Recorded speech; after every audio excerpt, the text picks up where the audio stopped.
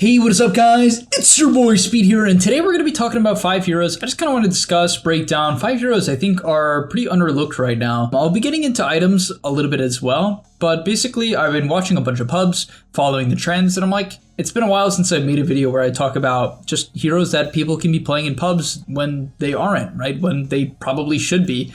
And so let's get into it. And now I want to tell you guys a little bit about Dota Plus from Overwolf. This is a free stats app you guys can download right now that's going to show you your stats for the last 3 months. So if you want to know your games played, your MMR, your win rate, your XPM, your GPM, all of these things you need to track to know how well you're doing and what you need to change to gain MMR, you can get for absolutely free. On top of that, the biggest reason why you need to download Dota Plus, at least for me, is the ban suggestions.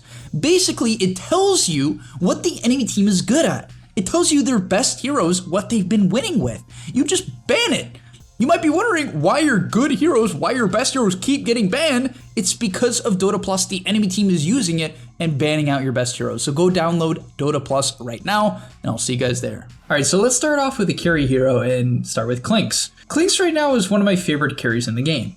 I'm personally a big fan of the general idea of building your strategy around a ranged DPS hero and a bunch of frontliners, right? This was very popular at TI. I definitely like the concept. You have some sort of Wraith Pact frontliner, which we'll get into a couple of those today. But you have a Wraith Pact frontliner, and then on top of that, you have an initiator, like a tiny, right? So a Tidehunter Wraith Pact, a tiny initiator, and then of course you have someone in the backline, a Clinkz, a sniper, a drow, anyone along these lines. Shadow Fiend was another popular one. Just sitting in the back, plinking out damage, right? Just going to town. And I think Clinkz fits this really, really well. Now, the reason why I'm personally a fan of this hero, not necessarily at a pro level, but I'm particularly a fan of it at a pub level, is I think the main time in which Clinkz is punished is at level 1 and level 2. Yes, his ability Searing Arrows does allow him to not draw creep aggro and therefore put pressure, but the hero's a ranged hero, relatively slow, and it has no HP. Therefore, it can be dove like crazy. Right, at level 1 and level 2, if the enemy position 3 and 4 have a little bit of synergy, Clinkz can get punished pretty hard in those levels. Even at level 3, 4, 5, the hero dies, right? It dies to mid rotations, it dies to a little bit of synergy. Even if you skill Skeleton Walk, they can of course buy dust. So it's just not a very survivable hero. But if you get over this hump, Clinkz is one of the best heroes in the game, and I genuinely believe that. It has high mobility, can show up to teamfights quickly, take stacks efficiently. If you're playing on Dire and you use your Burning Barrage properly, you can drag the camps together and farm multiple camps at the same time. Especially if you pick up that early Maelstrom, you farm like an absolute madman. On top of that, the Maelstrom timing with Skeleton Walk, because typically the skill build is 4-2-4, right? 4 points in the Burning Barrage, 2 points in the Searing Arrow, 4 points in the Skeleton Walk. If that's what you go with, you can push out side lanes like crazy.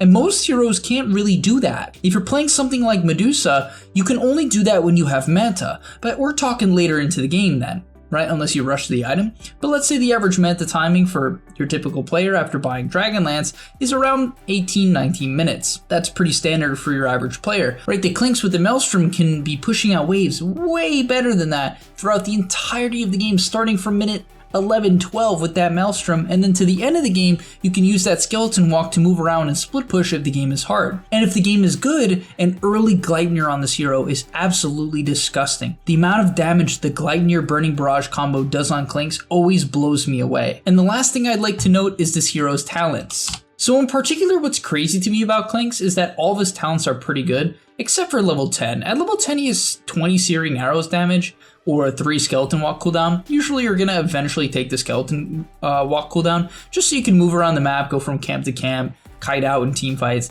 But at level 15, he has the fantastic talent of 20% Death Pact health, making him stupid tanky. The hero becomes ridiculously tanky. At level 20, his Burning Barrage arrows go up by 50% from 6 to 9, right? He gets +3 Burning Barrage arrows at 20, a really powerful talent. And then at level 25, he either gets Searing Arrows multi-shot or 25% Burning Barrage damage, both very powerful talents. So this hero scales like crazy. It also can have like 3.2k HP once once it hits level, even when it hits level 12, this hero can get up to like 2.2k HP, something along those lines. And yeah, I'm a big fan of Clinkz in this current patch. I think the only thing you have to be careful about is getting stuck in your lane and gank too much. Play passive, get into the jungle quickly, and then take farm when when the enemy pushes the wave into your tower. Take the farm there and you'll be chilling. All right, next up, let's talk about an offlaner. And we saw this hero at TI, and that's Tidehunter. I'm sure almost all of you guys saw the Wraith Pact pipe game from 33, in which he specifically bought it against a Pudge and a Lesh, and then he bought Mage Slayer. However, I think this hero is just absolutely wonderful. The Wraith Pact is particularly good on Tidehunter for a couple reasons. You desperately need armor, which it gives you. You desperately need mana, which it gives you. It gives you a little bit of HP, which is great if they're going to try to burst you through Kraken with magic damage. It's great for that. And then the lifesteal is fantastic with Anchor Smash. It's fantastic with Anchor Smash because everything that gets hit by Anchor Smash gives you lifesteal. It's absolutely wonderful. And then just walking up to a tower in the early game or walking down side lanes and baiting rotations with this Wraith Pact that makes you completely unkillable is insane. The amount of space you can make on Tidehunter right now by buying Wraith Pact into Pipe, right? Then having, let's say, Wraith Pact, a Wand, Phase Boots, Hooded Defiance, maybe a Soul Ring. You need a little bit of mana. But you have all of these early game stat items. You can just walk in, the enemy team will go on you because they're stupid, you're gonna live, you're gonna get off Ravage because of Kraken Shell, and you're gonna turn the fight. And you can do this over and over and over again. And this hasn't necessarily changed. Tide has been this way for quite a bit now, and I'm not going to argue that he hasn't. I'm just saying that I think this Wraith Pact build that is very clearly strong and has been proven to me that it's strong and has shown its prowess throughout TI is particularly good on Tidehunter. The hero is also very good about getting this item off even if he gets ganked. So let's say, an Enigma has the item. If he gets ganked, there's a good chance he won't get it off. He's slow. Doesn't have any Dispel, right? He doesn't have Kraken Shell, has a lower HP pool. You get the point, right? Tide will always get it off, so he's really the master baiter when it comes to Wraith Pact and Pipe Auras, which you can basically guarantee get off, and that's huge. Next up, let's talk about a different safe laner, and that's Riki. I just watched a game in which a Riki absolutely popped off. It was a carry Riki. He went for a Diffusal build, which I personally think is the build on the hero. Some sort of like Falcon Blade Diffusal, right? A little bit of mana with the Falcon Blade, some HP, Magic Wand, Treads, maybe Corrosion, but I don't really think you need it. And then you go for Diffusal into like Manta, something along these lines. Diffusal, Manta, BKB, Daedalus, like some build like this, right? And when you play this high tempo build on Riki, which by the way has been buffed massively ever since Diffusal has come down from like I think it used to be like 3,100 gold. Now it's 2,450. This item is way cheaper. And that's because it's way worse on illusions. But Riki doesn't care. He doesn't buy illusions. Like maybe you buy Manta, but it's not even for the illusions, really. Like that's not really why you're buying it. If you're going to buy that item, it's for the damage and Dispel. So Diffusal is absolutely fantastic on this hero. It's received multiple buffs to its Smokescreen, Blink Strike recently. Both of those abilities have been buffed quite a bit, right? The Blink Strike, I believe the slow is much better, and the Smokescreen radius is a flat number. It used to be 375 radius at level 4. It's now 375 radius at level 1. So this ability is a way better value point, which is what it usually is. You don't want to max it out, you want to go 144. So that was a massive buff to the hero. So basically, I think everything has come together for Clinkz. I will say the only thing I don't love about the hero is it's very bad at pushing in waves, which I don't think favors the meta, but that's really at a high MMR level where that kind of matters much more. I'm going to keep it real. I really believe that. So yeah, I don't know. I just think that this hero is really good. Even its shard is pretty good as a core. So definitely would recommend giving Riki a try, especially if you like playing aggressive and going for kills as a carry. Then, talking about going aggressive, we have Tinker mid, which is now played as a hero that just puts insane amounts of aggression 24/7, right? Tinker just TPs around. No longer do you farm with Martian machines for 83 minutes and stall high ground, which actually you still stall high ground, but no longer do you farm with March. Now you just, TP around with missiles, right? You just blast the missiles everywhere and you go for kills. And I don't know, I've just been watching Tinker a lot and this hero is going crazy. Every game I watch it, it just feels like it has good impact. Even in games where it's struggling, because you no longer play around March of the Machines, even if your game is bad, You just TP into fights and shoot missiles and you're gonna have impact. So while I do think that this hero is hard to play, it takes a bit of a, there's a bit of a learning curve when it comes to Tinker. You definitely need some time to practice the hero, to know how to use laser on the creep wave, how to actually still farm on a hero that really doesn't have a great farming mechanism, and how much you should fight, which is a lot nowadays.